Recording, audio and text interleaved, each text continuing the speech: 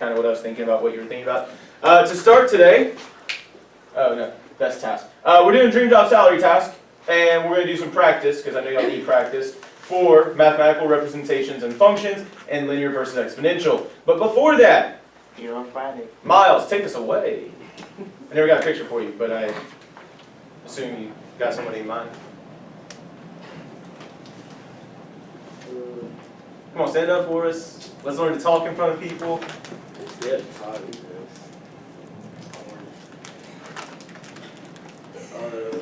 the person I look up to, probably my dad, because we just had like so much in common. He like guided me through stuff, gave me advice on stuff, and helped me better myself and look at stuff from a different perspective. And I just feel like that's good for me because it helped me in the long run. It helped me develop like skills in life and stuff like that at an early age. So he challenges you and pushes you to be better? Awesome. Pretty much. I appreciate that. Thanks for sharing with us.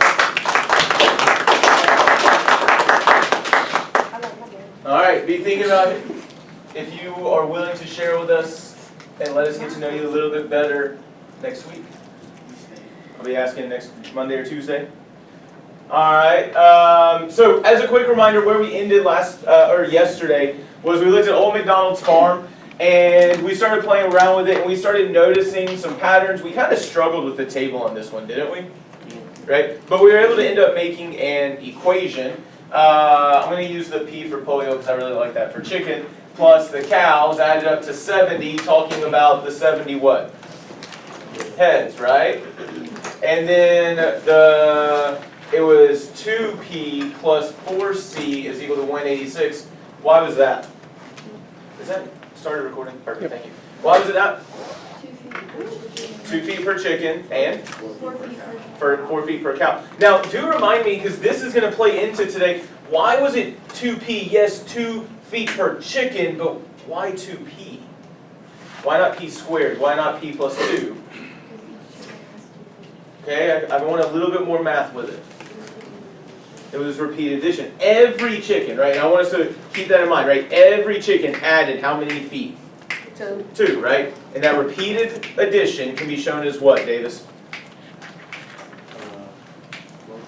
Multiplication. And it's not written here, right? But Jaden, what's understood to be between the 2 and the P? Multiplication, right? This is going to matter, right? Because do you remember what we saw when we graphed both of these equations? We don't remember?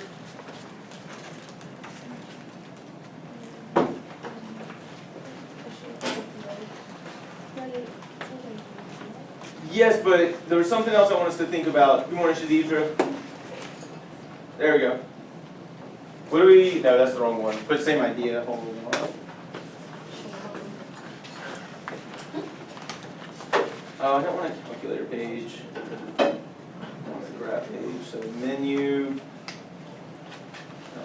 relation, x plus y is equal to 70. I don't see anything, but remember, I'm just going to do, no, stop it. I'm just going to do zoom out really quickly. What do we see?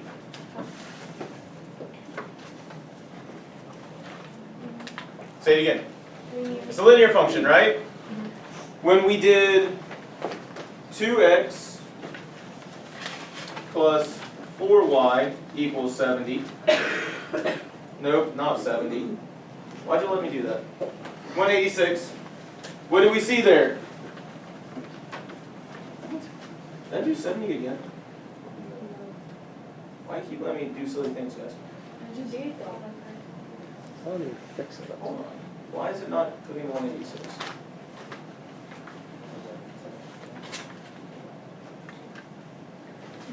It's going to give me the same concept.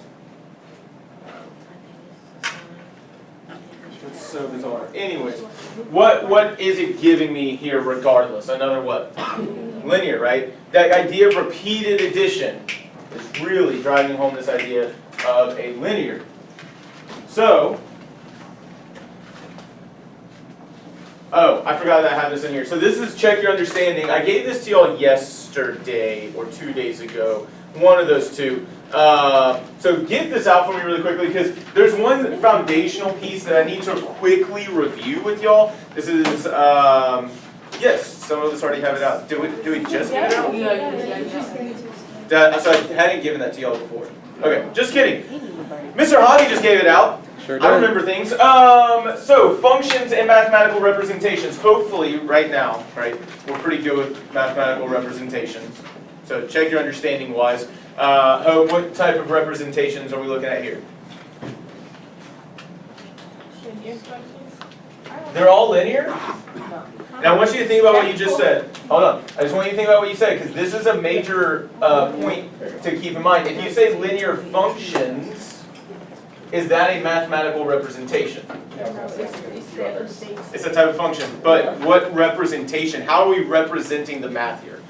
Graph. With a graph, right? Like this is graphical. By the way, if you flip that page over, you know what it says about the type of representations? Oh, I know, but don't look at it yet because we've got to cover a couple of things first.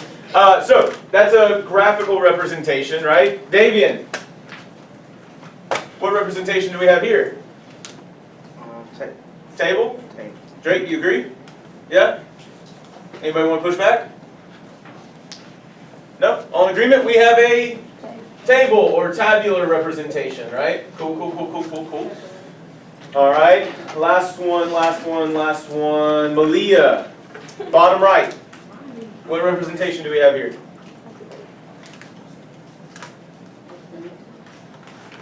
There may be an exponential in here, but that would be an exponential function. What representation do we have? Algebra? What does he mean by algebra? Yeah, but what does that mean? Like, how do we know it's algebra? It's a problem that has It's an equation, or an expression, or an inequality, right? So if it's one of those things, we call it what? Algebra, algebraic, right?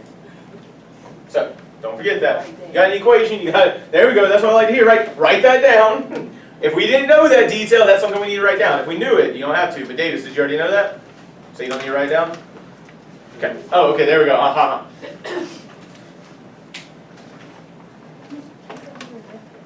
Oh, no, Mr. Hobby, Shadidra just came in. Can you get her one of these? I'm going to have to redistribute a little bit. Might have you come join the tens.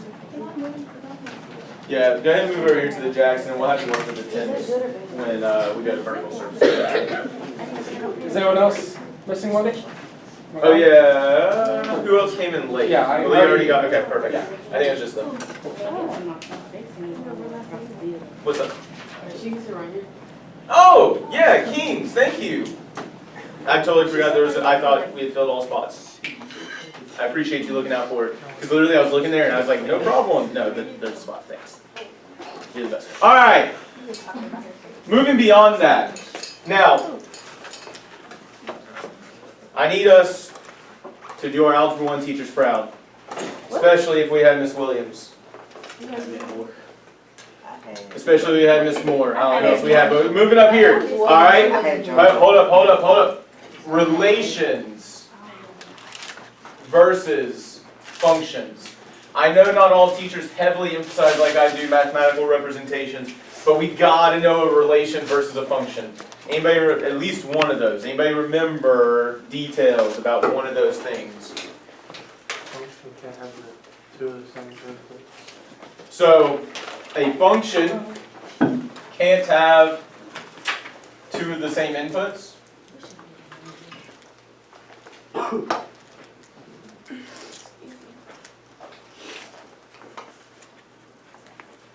Anybody remember something like that? Does that sound right? Something like that? Anybody want to add on to, clarify, push back on any of that language? Every input has output. Every input has to have an output, yes. So let me ask you this. If I were to make, I'm going to make a table here. X and Y. -3, 5, -2, 7, -1, 8, 0, 8, and negative 3, 5. Would this be a function? Why not? Because Oh, I two remember. negative three, Oh, and you can have the same. you can have the number. same. Yeah, you can. I remember a little bit. Javi, is this a function? Mr. Javi? I don't know, is it? What do y'all think? No, it's not. No. It's not. Do you want to push back on any of their ideas? Well, I mean, both those negative threes, like, I'm putting in a negative 3 and I'm getting the same thing out, right? Cause they're gonna, they're gonna, what's that? But the negative 3, what is it mapping to here? 5, What is this negative 3 mapping to? 5. Oh, it's the Oh, same. wait. Oh! Y'all You can do that. So can I do this? Yes. So we need to be careful with our language. Okay? So I'm going to update this a little bit. Can't have two of the same inputs. That's very close. But what we really are saying when we have functions, every input maps to one and only one output. So can you repeat inputs? Yes, as long as it's mapping to the same output. Yeah. Okay. So this is the defining characteristic of functions, right? Every input maps to one and only one output. So what's a relation then? Bless you. What's a relation? A function has this strict definition where every input maps to one and only one output. So what is just a relation? It's what?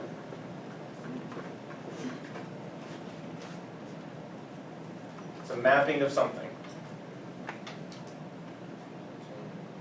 Think about some of that language with functions.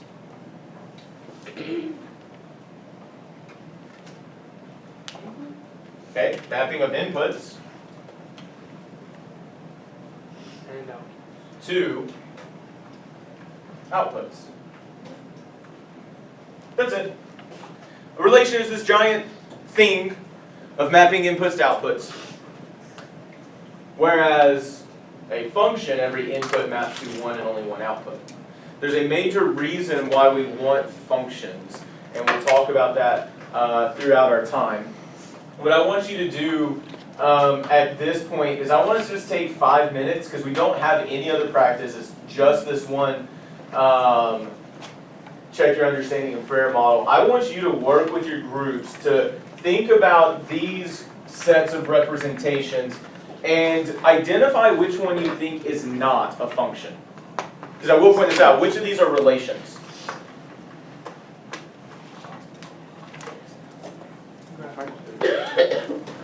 Huh? Just the graphs are functions? The tables are, or sorry, the graphs are just relations, the tables are also relations? What about the equations? Well, what's the definition of a relation again, Jaden? Okay, so when I look here at this point on the graph, does that point have an input and an output? Okay. Does this input have an output? Yes. If I have X and I have Y, do I have an input and an output? So which of these are relations? All of them, right? They all got mappings of inputs to outputs. This is where the mathematical representation is really important, in mapping of inputs to outputs. But from there, I want you to try to talk with your group. I'm going to give you all 5 minutes to identify all of these relations that are not functions. And I want you to do a quick sketch or write them up on your vertical surfaces. So let's talk about it. Let's figure it out. You'll have it on the sheet, by the way. You don't have to look up the board. And go. Or sit there. I don't care.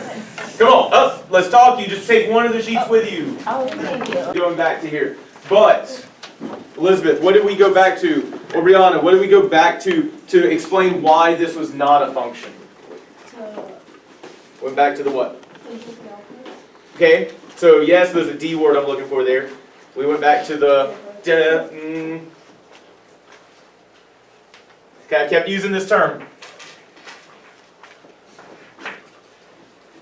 Thank you. Okay. Guys, mathematics is built on definitions. At the end of the day, right, like when we say it's a function, if something is a function, right, Davian, what has to be true for a relation to be a function? What has to be true for every relation in order for it to be a function? You come out for which one? What makes a function? Not one of these. What makes a function? Every input match to one, only one output. There we go. Right? I just want us to make that clear, right? Because we have this idea, okay, the negative 3's do not match. I mean, negative 3 matches negative 3, right? What's the issue? The input of negative 3 maps to what? What does the input of negative 3 map to? Yes, it's right here. 4 and negative 4. Are those the same number? No, so one input is mapping to how many outputs? 2 outputs, so it is not a function. So one input maps to 2 outputs. Not a function. So that's with the table. Notice, what notation am I using right here? Does anyone know what that notation is called? Anyone remember what that F typically stands for?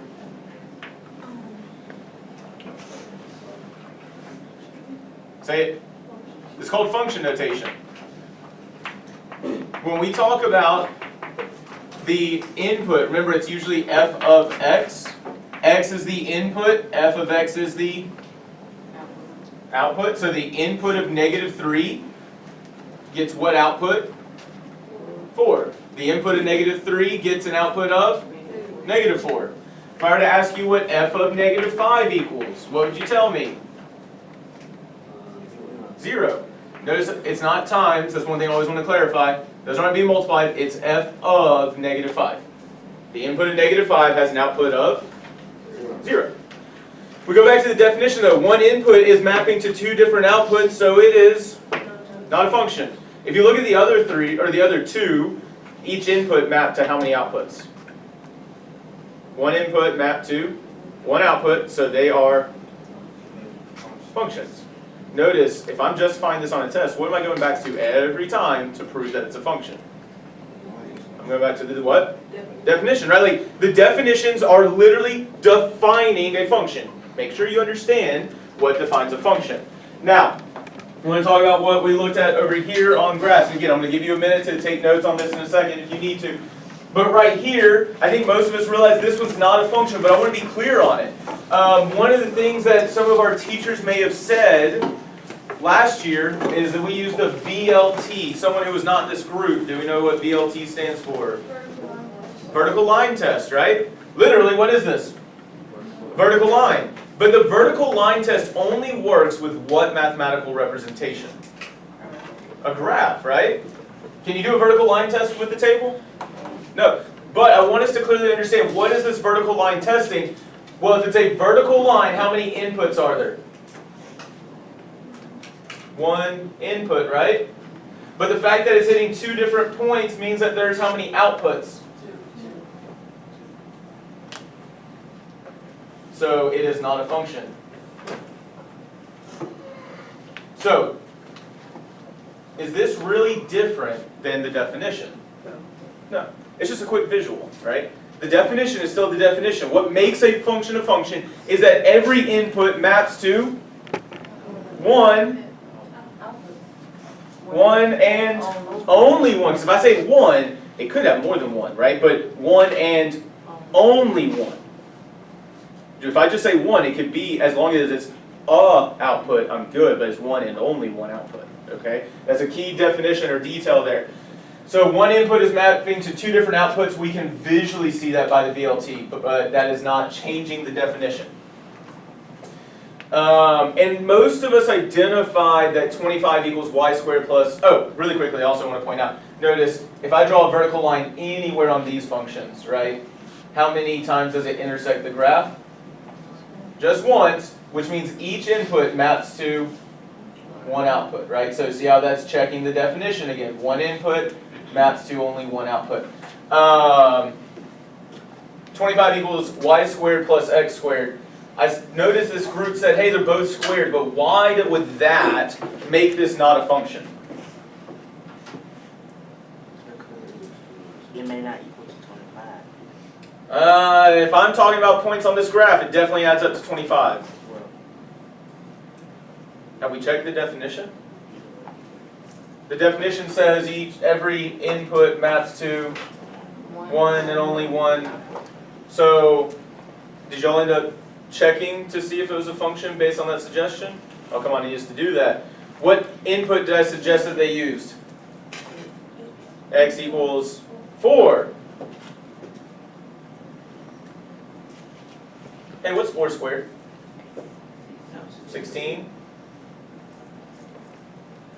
So what do I need to do to find out what the output is now? I need what? Minus 16. What is 16 minus 16? 0. Notice I start with the right hand side because I'm trying to solve for y. So 9 is equal to y squared. Now what do I need to do? The inverse of a square is a square root. Anyone know what the square root of 9 would be in this case? So close. So close. It's not a decimal.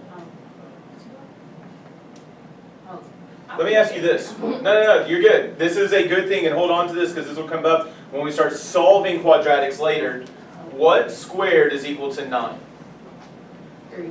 Okay, is there anything else that I could square and also get 9? Say it again. Ah, it's a positive and a... Oh, chunk. That one input had how many outputs? 2. So is it a function? No. If you were to graph this, this is all actually a circle centered at the origin with a radius of 5.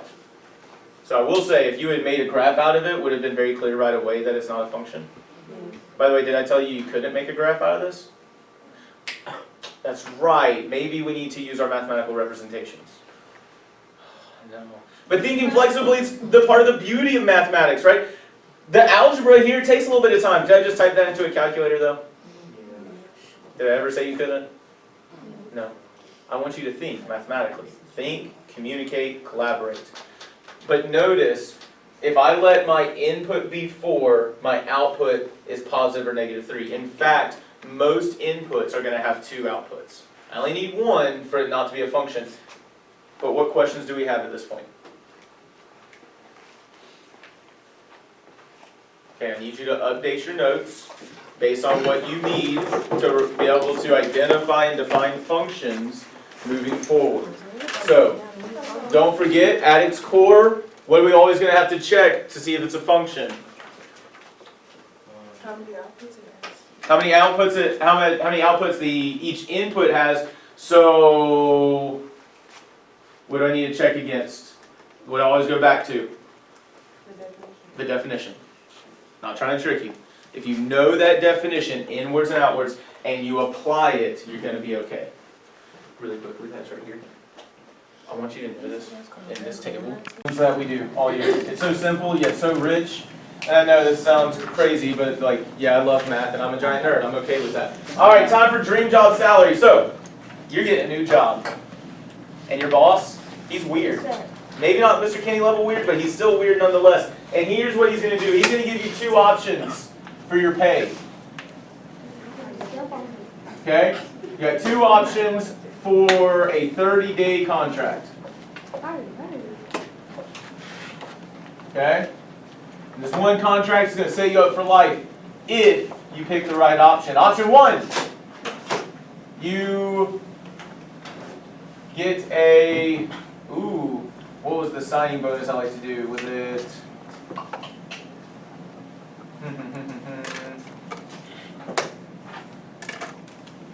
This is a problem with why you don't just like forget things all of a sudden. Dream job salary, I like to do a signing bonus of, let's make it $200,000.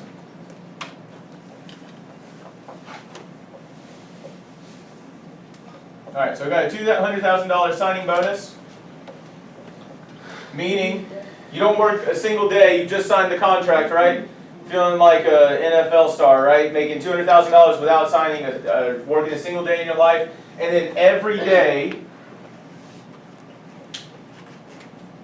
you make $60,000. Okay? I know, right? Maybe some contract work, like the kind you don't talk about. I don't know. So $200,000 signing bonus every day. You're making 60 grand. Option 2, you get a penny signing bonus. Okay? But every day you work, it's going to change how much you get. For instance, day 1, you're gonna, so if you work one day, you're gonna get another penny. So how much total are you gonna have? 2 pennies, okay? Day 2, you're gonna get 2 pennies. So how many total pennies are you gonna have? 4 pennies. Okay? And then day 3, you're gonna get 4 pennies for a total of 8 pennies. Yeah, 8 cents, okay? And then day 4, any guesses? You're going to get 8 pennies, 8 cents for a total of 16 cents. All right. So, how long do you got? 30 days. You got multiple ways you can tackle this one.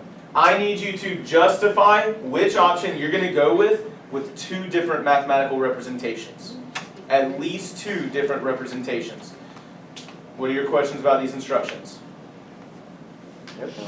Okay, so Landon, can you do voodoo math? You gotta develop some what? Well, yeah, but like, within that thinking, I want you to develop what? At least 2 what? Alright, I need at least 2 representations to justify which option you're gonna go with. And go. Oh, initially, right, Shadidra, were you gonna ever go with option 2? No, but guys, how much did you get out of option 2? 10 million, right? 700,000. But with option 1, you only got how much? 2 million. So which option are you going to go with? Thank you. Option 2, but Shadidra's like, but Miss Kenny, you start with pennies. So why was option 2 better than option 1? Because we're what? It's multiplication, right?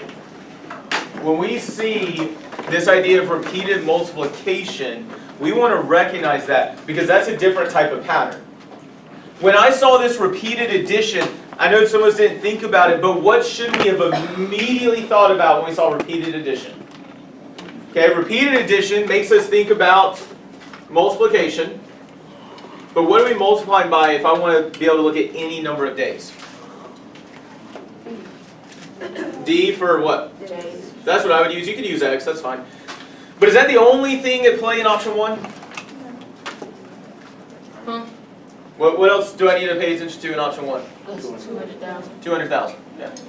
And you can put it either before or after. Either one is totally fine. Some of us did both. Or some of us did one, some of us did the other. But guys, when I look at that table and I look at that equation, what should now immediately come into my brain? What should I recognize about that function, that mapping of inputs to outputs?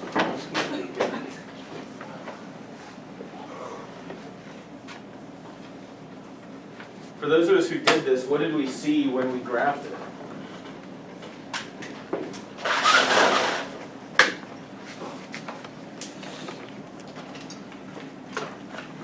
By the way, pick up a calculator if you don't already have this done. Graph page. Type in your 60,000. Don't forget you have to put X if you're going to put this into a calculator. Graph. Man, that looks like a vertical line. Why does that look like a vertical line? You're dealing with huge numbers. Yeah, guys, look, what's my minimum Y value right now? -6. -6. What's my maximum Y value? 6. But what's my starting value? 200,000. So we probably need to change the what? What's the button that lets me do cool crap? Okay, so let's go to menu. What are we going to change inside the menu? What are we looking at? Windows Zoom, Window. okay. Let's do Windows settings. First things first, let's talk about the X. That's also my number of days. What would a number of days be that makes sense here? 40. So a maximum of 40? Because we at least want to look at day what? 30, okay.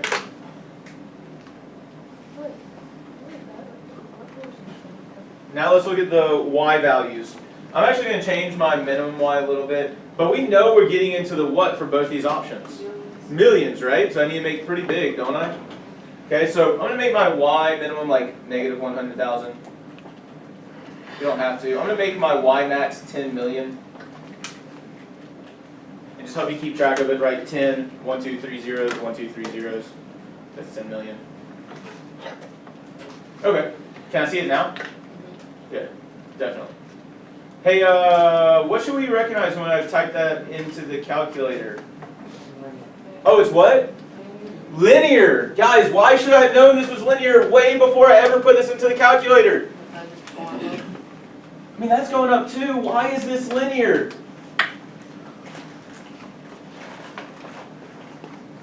What told me it was going to be linear? There's something key here.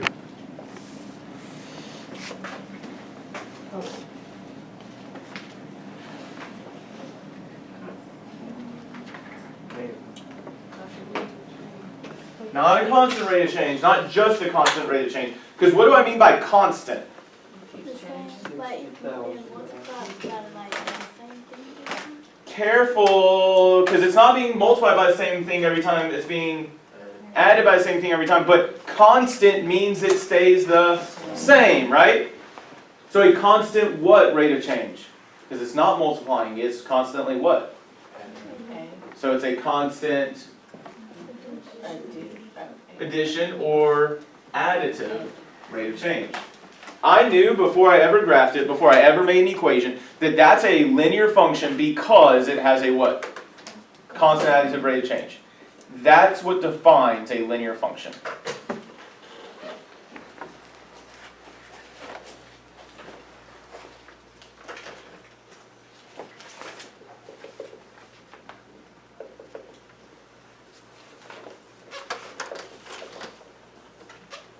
I'm going to have to erase this so I can make some notes here. Sorry, guys. Guys, what's the equation of a line that you've studied? Y equals mx plus b. Have we seen that before? But let's point this out. What's happening between m and x? Being multiplied. Why is it being multiplied? Because it's constantly what? Not just constantly changing, it's constantly what? Adding. We're multiplying by m. What is m again? Slope, which is the constant additive rate of change, right? Multiplying by slope. I'll just write it out.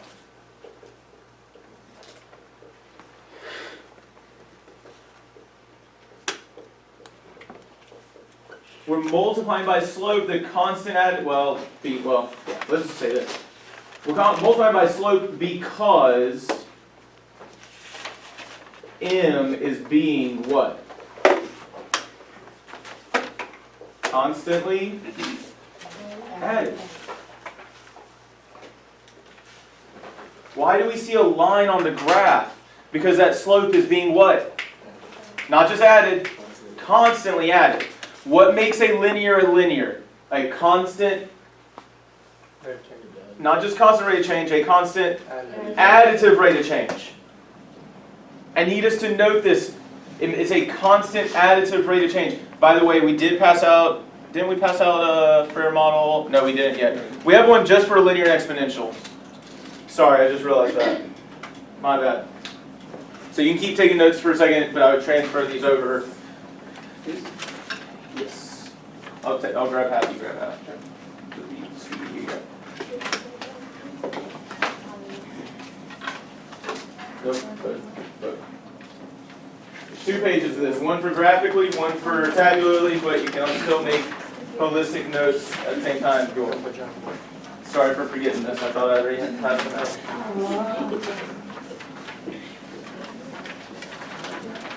Who just not that one yet? The Davis get one? Oh, wait, is Right it? here. Oh, is it 2 per? Yeah, guys, it's 2 per. There's Oh, one for gotcha. tables, one for graphs.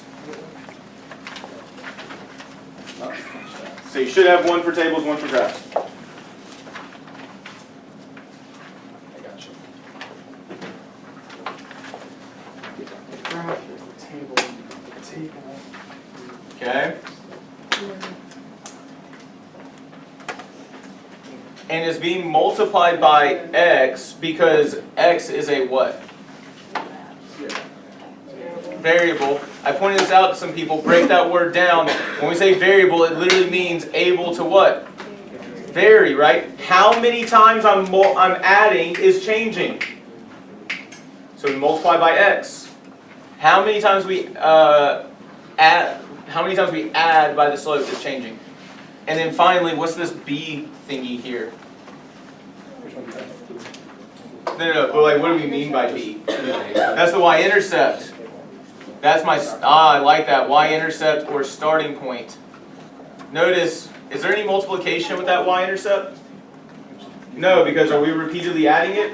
No, it's only happening one time, right? Which is why the name of this is what type of equation?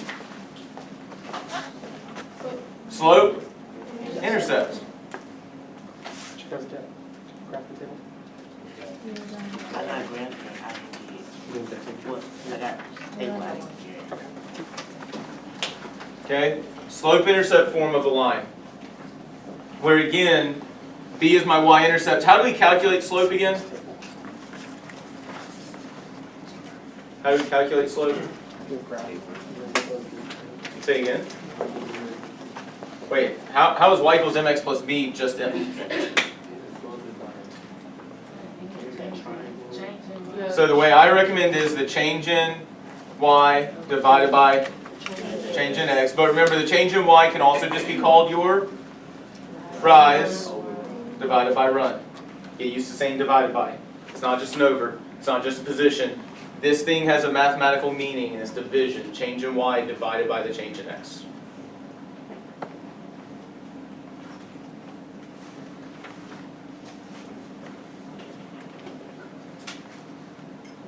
Okay?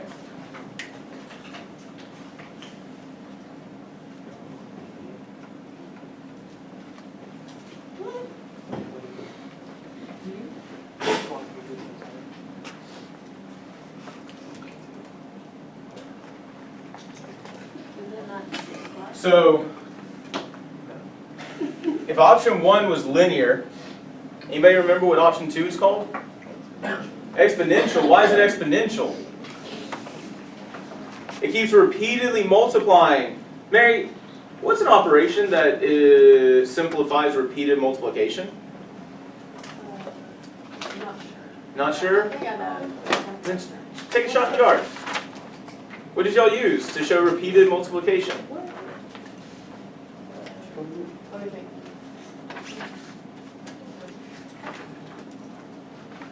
Not sure? I'm going to come back to you in a second. Taylor, what did y'all use to show repeated multiplication? An exponent? Mary, does an exponent show repeated multiplication? Yeah. Yep. Hey, what type of function was this called again? Oh, an exponential, because we are repeatedly multiplying, and we show repeated multiplication through an exponent. Oh, okay. So, when we say exponential function, what does that mean? How do we define an exponential function?